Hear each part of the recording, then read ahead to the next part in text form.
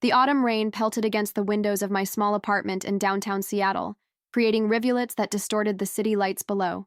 I sat cross-legged on my worn couch, laptop balanced precariously on my knees, scrolling through Instagram with the kind of masochistic determination that comes from knowing you're about to see something that will hurt.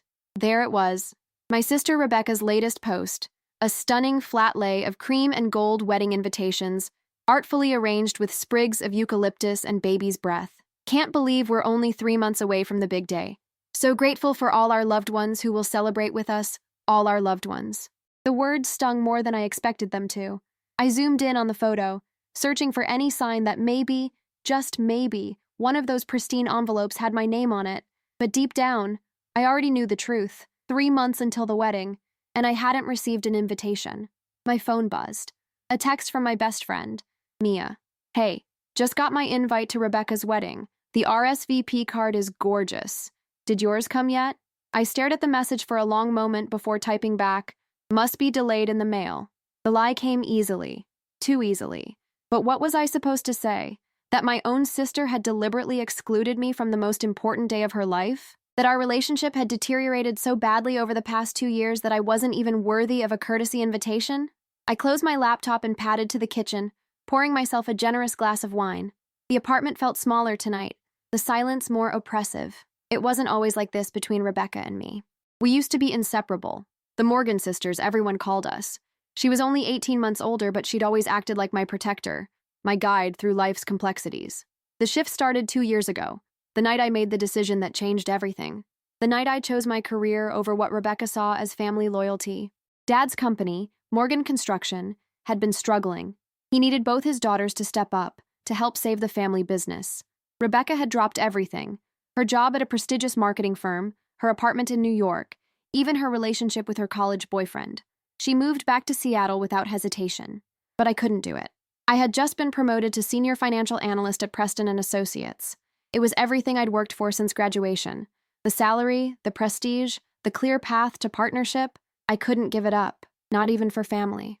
You're selfish, Emma, Rebecca had said that night, her voice cold in a way I'd never heard before.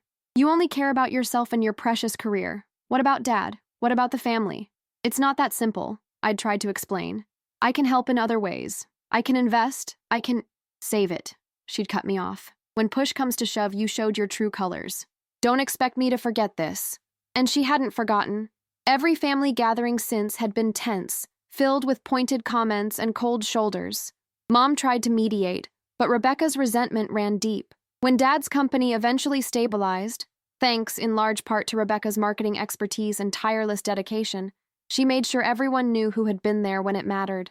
Now, as I sipped my wine and watched the rain streak down the windows, I wondered if this was it. If being excluded from her wedding was the final statement, you're not part of this family anymore. My phone rang, startling me from my brooding. Mom's picture flashed on the screen. I debated not answering, but guilt won out. Hi, Mom. Emma, sweetheart. How are you? Her voice was bright, too bright, the kind of brightness that meant she was trying to cover something up. I'm fine, just having a quiet night in. Oh, that's nice. Listen, I wanted to talk to you about Rebecca's wedding. My heart sank. Here it was. The conversation where my own mother would have to explain why I wasn't invited to my sister's wedding. I know things have been difficult between you two, Mom continued, her voice dropping to that careful tone she used when navigating between her daughters. But I've been talking to her, and I really think— Mom, stop. I couldn't bear to hear her make excuses. I saw the Instagram post. I know the invitations went out. I know I didn't get one. The silence on the other end stretched out, heavy with unspoken words. She's hurt, Emma. She feels like you abandoned the family when we needed you most. I didn't abandon anyone, I said, hearing the defensiveness creep into my voice. I made a choice about my career. That doesn't mean I don't love my family. I know that, sweetheart. And deep down, Rebecca knows it too. She's just stubborn, unforgiving, completely unreasonable. Emma. Mom's voice carried that warning tone from my childhood. What do you want me to do, Mom? Beg for an invitation to my own sister's wedding? Grovel for forgiveness for the crime of having career ambitions? No, of course not. But maybe you could reach out, try to bridge the gap, for the family. Always for the family. It was the Morgan way. Family first. Always. Except when it wasn't. Except when choosing yourself meant being cast out. I'll think about it, I lied. After I hung up, I found myself back on Instagram, torturing myself with Rebecca's wedding planning posts, the dress shopping photos with our cousins and aunts, everyone but me, the cake tasting with her bridesmaids, all laughing and toasting with champagne, the engagement party I hadn't been invited to, the bridal shower I'd learned about through social media, and then I saw him. In one of the photos from the engagement party, standing next to Rebecca with his arm around her waist, Daniel Chen, the groom-to-be, I'd never met him. Their relationship had blossomed during our estrangement, but I'd heard about him through the family grapevine. A successful tech entrepreneur, charming, devoted to Rebecca. In the photo, he was looking at her like she hung the moon. Something about his expression caught my attention. It wasn't just love, it was understanding, patience, the kind of deep knowing that comes from truly seeing someone. I wondered what Rebecca had told him about me, whether he knew about the sister who had chosen her career over family, who had betrayed the sacred Morgan Code. The next few weeks passed in a blur of work and willful ignorance. I threw myself into my projects, staying late at the office, taking on extra assignments, anything to avoid thinking about the wedding that was approaching without me. But reminders were everywhere. Mutual friends asking if I was excited about being in the wedding party. Relatives calling to discuss travel plans, assuming I'd be there. Each conversation was another small cut, another reminder of my exclusion. It was a Thursday evening when everything changed. I was working late again, the office empty except for the cleaning crew, when my phone rang. Unknown number, local area code. Hello? Emma Morgan? The voice was male, pleasant, unfamiliar. Yes, this is Daniel Chen, Rebecca's fiancé. I nearly dropped the phone. Oh, hi. I'm sorry to call out of the blue like this. I got your number from your mom. I hope that's okay. Is everything all right? Is Rebecca? She's fine, he assured me quickly. Actually, that's why I'm calling. I know this is unconventional, but I was wondering if we could meet. Just to talk. About what? There was a pause. About the wedding. About family. About second chances. I found myself agreeing before I could think better of it. We arranged to meet the next day at a coffee shop downtown. Neutral territory. That night I barely slept. What could Daniel want? Was this Rebecca's way of adding insult to injury, sending her fiancé to officially uninvite me, or was it something else? The next morning, I arrived at the coffee shop 15 minutes early, nervous energy coursing through me. I ordered a latte and found a corner table, watching the door. When Daniel walked in, I recognized him immediately from the photos. Tall, well-dressed, with an easy confidence that suggested he was comfortable in any situation. He spotted me and smiled, making his way over. Emma, thanks for meeting me. Up close, I could see why Rebecca had fallen for him.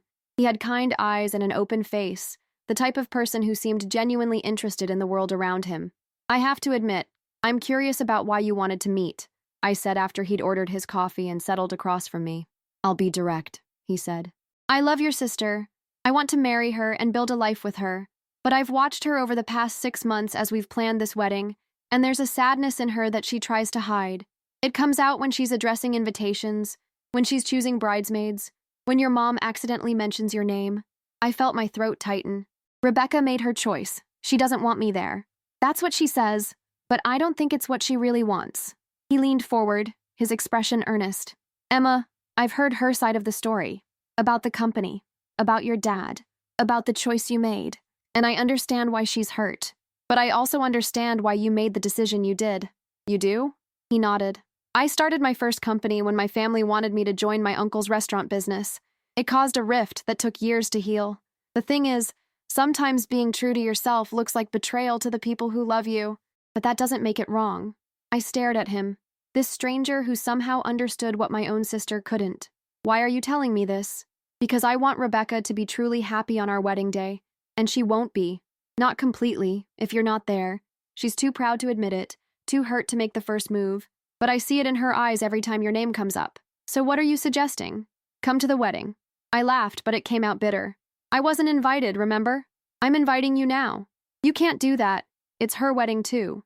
Actually, he said, a small smile playing at his lips, I can. We agreed when we started planning that we each had veto power over the guest list.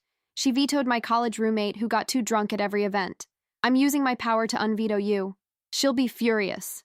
Maybe at first, but I know Rebecca. Under all that anger is hurt, and under that hurt is love. She misses her sister. She's just too stubborn to admit it. I shook my head.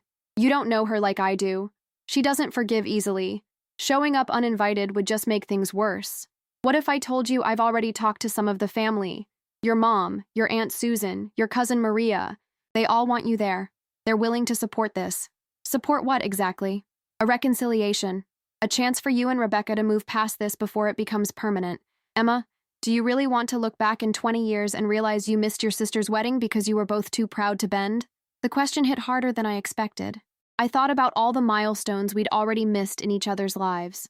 The promotions uncelebrated, the heartbreaks unshared, the inside jokes that had faded into memory. What exactly are you proposing? I asked finally. Come to the rehearsal dinner. It's 2 weeks before the wedding, small family only. Give her a chance to see you, to remember what you mean to each other. If it goes badly, if she really doesn't want you at the wedding, I'll respect that. But at least you'll have tried. And if she kicks me out on sight, then I'll handle it. Trust me, I've gotten pretty good at managing Morgan family dynamics. His smile was warm, conspiratorial. Besides, I have a feeling that once she sees you, once you're actually in the same room, the love will outweigh the anger. It always does with family. I wanted to believe him. God, I wanted to believe that showing up would magically fix everything, that Rebecca would see me and remember all the years of sisterhood that came before the rift. But I knew my sister. I knew her pride, her stubbornness, her ability to hold a grudge. I need to think about it, I said. Of course. The rehearsal dinner is in 2 weeks. Here's my card. Call me when you decide. And Emma? He stood preparing to leave. Whatever happened between you two, whatever choices you made, you deserve to be at your sister's wedding. Don't let anyone, not even Rebecca, convince you otherwise. After he left, I sat in the coffee shop for another hour, turning his words over in my mind. The rain had returned, drumming against the windows, and I watched the people hurrying by, all with their own destinations, their own problems, their own difficult choices to make. That night, I called Mia. I need to tell you something. I didn't get an invitation to Rebecca's wedding. What? Emma, no. Why didn't you tell me? Pride, I guess. The same thing that got me into this mess in the first place. I told her everything. About the rift, about Daniel's visit, about the impossible choice he'd presented me with. You have to go, she said immediately. To the rehearsal dinner, at least. Emma, she's your sister. Your only sister. Whatever happened, whatever was said, that bond is bigger than any fight. What if she hates me for it? What if showing up just makes everything worse? Then at least you'll know you tried. Living with regret is so much worse than living with rejection. Trust me on this. She was right, of course. The next morning, I called Daniel. I'll come to the rehearsal dinner, I said without preamble. But I need you to know I'm terrified. Good, he said, and I could hear the smile in his voice. That means it matters. I'll send you the details. And Emma, thank you. I know this isn't easy, but I truly believe it's the right thing. As I hung up, I caught my reflection in the office window. I looked tired, worn down by 2 years of family discord. But beneath that, I saw something else. Hope, maybe.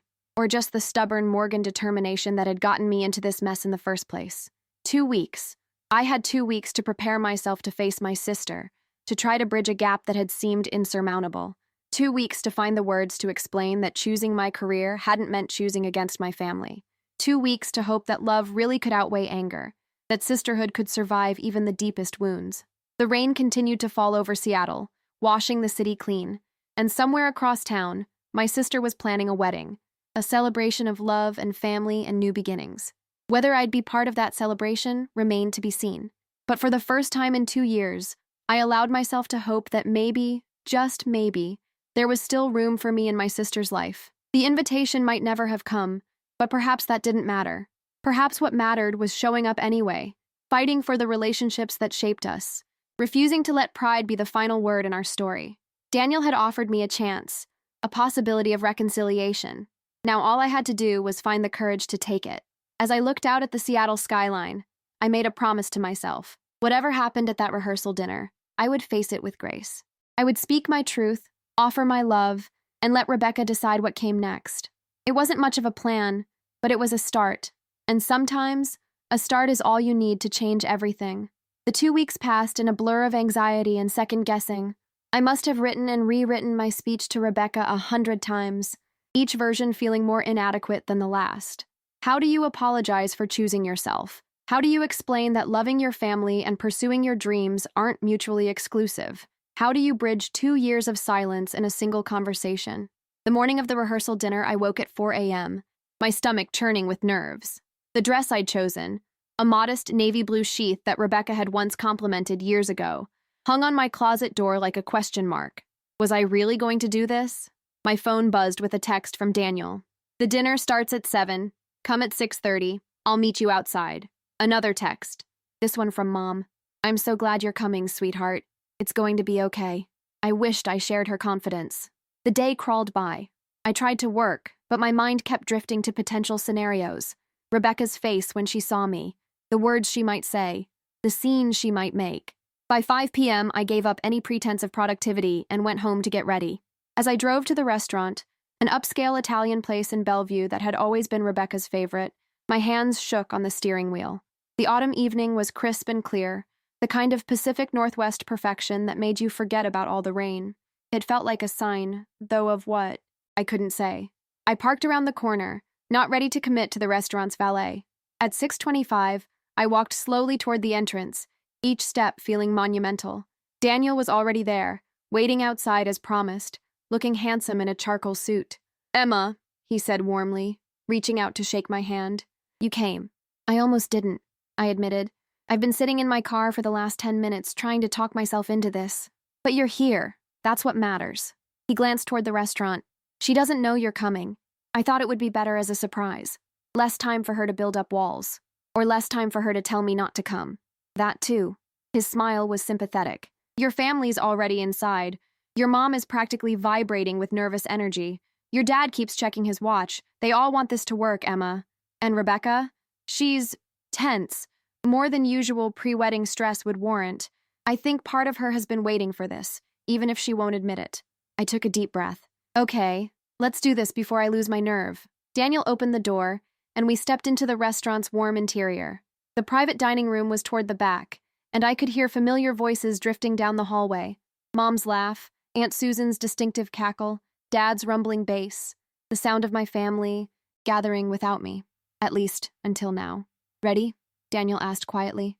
I nodded, not trusting my voice. He led the way into the private dining room. The conversation continued for a moment before gradually dying as people noticed me. I saw the progression of reactions. Mom's face lighting up with hope and worry. Dad's expression of surprised relief. Aunt Susan's knowing nod. And then, finally, Rebecca. She was standing near the head of the table, wine glass in hand, mid-conversation with our cousin Maria. She looked beautiful, as always. Her dark hair swept up in an elegant chignon, wearing a cream-colored dress that made her look like she'd stepped out of a bridal magazine. When she saw me, her entire body went rigid. The wine glass trembled in her hand. The room fell completely silent. Hello, Rebecca, I said, my voice barely above a whisper. Her face cycled through emotions so quickly I could barely track them. Shock, anger, hurt, something that might have been longing, before settling on cold fury. What are you doing here? Her voice was ice. I invited her, Daniel said, stepping smoothly to Rebecca's side. His hand found the small of her back, a gesture of support and calm. She's your sister, Rebecca. She should be here. You had no right, Rebecca hissed, but her voice wavered. Actually, I did. We agreed. Don't. She held up a hand, her engagement ring catching the light. Don't quote our agreements at me. Not about this. Not about her. The room was so quiet I could hear my own heartbeat. Everyone seemed frozen, afraid to move or speak and shatter the moment further. Rebecca, I started, I know you don't want me here. You're right, I don't. She set her wine glass down with excessive care, as if she was afraid she might throw it. You made your choice 2 years ago, Emma. You chose your precious career over family. Why should I want you here now? Because I'm your sister, I said simply. Because whatever happened between us, whatever mistakes I made, that hasn't changed. I'm still your sister, and you're still mine. Sisters show up, Rebecca shot back. Sisters sacrifice. Sisters don't abandon family when things get hard. I didn't abandon anyone, didn't you? Her voice rose. Dad was drowning, Emma. The company was failing. We could have lost everything. The business, the house, their retirement, everything our parents worked for their entire lives. And where were you? In your corner office, counting your stock options. That's not fair. Fair? Rebecca laughed, but there was no humor in it. You want to talk about fair? Fair would have been both of us sharing the load. Fair would have been you taking a leave of absence, or working remotely, or literally any compromise that showed you gave a damn about anyone but yourself. Rebecca, that's enough. Dad's voice cut through the tension. He stood slowly, his weathered face showing every one of his 62 years. We're not doing this again. Not tonight. Oh, now you want to stop it? Rebecca turned on him. Where was this energy 2 years ago when she walked away? You and Mom just let her go, made excuses for her, while I gave up everything. Nobody asked you to give up everything. I interrupted, finding my voice. You made that choice. Someone had to, but it didn't have to be everything or nothing. The words burst out of me. 2 years of frustration finally finding voice. I offered to help financially. I offered to work weekends. I offered to take on the accounting remotely, but that wasn't enough for you. You wanted me to quit my job, move back home, and prove my loyalty by destroying everything I'd built. That's not love, Rebecca. That's control. The room gasped collectively. Rebecca's face flushed deep red. Control? You think this is about control? God, you really don't get it, do you? It was never about the help, Emma. It was about showing up, being present, choosing family over ambition for once in your life. I can love my family and have ambition. Can you? Because from where I'm standing, you've done a pretty poor job of the first part. Rebecca! Mom's voice was sharp with warning. What, Mom? Are we all going to pretend like everything's fine now? Like she can just waltz in here after 2 years and act like nothing happened? Rebecca's voice cracked slightly. She missed everything. Every Sunday dinner, every holiday, Dad's surgery. I was there for Dad's surgery, I said quietly. You sat in the waiting room for 2 hours and then left for a conference call. That's not being there, Emma. That's checking a box. The accusation hit like a physical blow because there was truth in it. I had taken that call. It had seemed so important at the time. A major client, a critical negotiation. But standing here now, seeing the pain in my sister's eyes, I couldn't even remember what the call had been about. You're right, I said, and the room seemed to inhale collectively. I did take that call, and I did prioritize work over being fully present. I've made mistakes, Rebecca. A lot of them, but so have you. Excuse me? You cut me out completely. No calls, no texts, no chance to make things right. You decided that one choice, one admittedly selfish choice, negated 25 years of sisterhood. You became judge and jury and decided I was guilty of not loving our family enough, and the sentence was exile. You exiled yourself? No. I made a choice you didn't agree with. You made it an exile. Daniel cleared his throat softly. Perhaps we could all sit down. I'm not sitting down with her, Rebecca said, but her voice had lost some of its edge. She looked tired suddenly, older than her 28 years. I can't do this, Daniel. I can't pretend like everything's okay when it's not. I'm not asking you to pretend, I said. I'm asking you to try, to give us a chance to be sisters again. Why now? The question came out almost plaintive. Why tonight? Why couldn't you have tried 2 years ago, or last year, or any time before my rehearsal dinner? Because I was proud, I admitted, and hurt, and stubborn. All the Morgan family traits that you inherited too. I told myself I was waiting for you to make the first move, that I was the wronged party. But the truth is, I was scared. Scared of facing your anger. Scared of admitting my mistakes. Scared of being rejected. So what changed? I looked at Daniel, who gave me an encouraging nod. Your fiancé called me. Told me that you were sad beneath all the wedding planning. Told me I was missing my chance to fix this before it was too late. And he was right. I've missed too much already, Rebecca. I don't want to miss any more. Rebecca turned to Daniel, her expression a mixture of betrayal and something else. Gratitude. Maybe? You called her? I did, he said simply. Because I love you, and I want you to be happy. Completely happy. And you won't be if this rift continues. You know that as well as I do. I don't know anything anymore, Rebecca said, sinking into a chair. The fight seemed to drain out of her all at once. I've been so angry for so long, I don't know how to stop. I took a tentative step closer. Maybe you don't have to stop all at once. Maybe we start small. Maybe we just start with dinner. Emma's right, Mom interjected, seizing the moment. We're all here. We're all family, and there's food getting cold. Can we just try? For one night? Rebecca looked around the room, at our parents, our relatives, Daniel, and finally at me. I don't know if I can just pretend everything's normal. No one's asking you to, I said. I know I hurt you. I know my choices felt like betrayal. And I know an apology doesn't fix 2 years of distance. But I'm here now, and I'm trying. Can that be enough for tonight? The silence stretched out, taut as a wire. Then Aunt Susan, God bless her, stood up and declared, "Well, I don't know about the rest of you, but I'm starving. And this drama is giving me a headache. Rebecca, honey, you can be mad at your sister and still eat breadsticks. The two aren't mutually exclusive." A surprised laugh bubbled out of our cousin Maria. Then Uncle Pete chuckled. The tension in the room began to fracture. "Leave it to Susan to put things in perspective," Dad said, a small smile playing at his lips. Rebecca looked at Daniel, who squeezed her shoulder gently. "It's your choice," he said quietly. "But for what it's worth, I think your sister is right. We can start small." Rebecca closed her eyes for a long moment. When she opened them, she looked directly at me. "Fine. You can stay for dinner, but I'm not promising anything beyond that. That's all I'm asking for," I said, relief flooding through me. "And you sit at the far end of the table. I'm not ready to— I need space." Of course. Slowly, awkwardly, everyone began to take their seats. I found myself between Uncle Pete and Maria, about as far from Rebecca as the table allowed. But I was here. I was at the table. It was a start. The servers began bringing out the appetizers, and conversation gradually resumed. It was stilted at first, everyone carefully avoiding any topic that might reignite the conflict. But as the wine flowed and the food arrived, the familiar rhythms of family dinner began to assert themselves. I caught Rebecca looking at me several times throughout the meal. Each time she quickly looked away, but I saw something in her expression that gave me hope. It wasn't forgiveness, not yet, but it wasn't pure anger either. It was something more complicated, a mixture of hurt and longing and maybe, just maybe, the first stirrings of willingness to heal.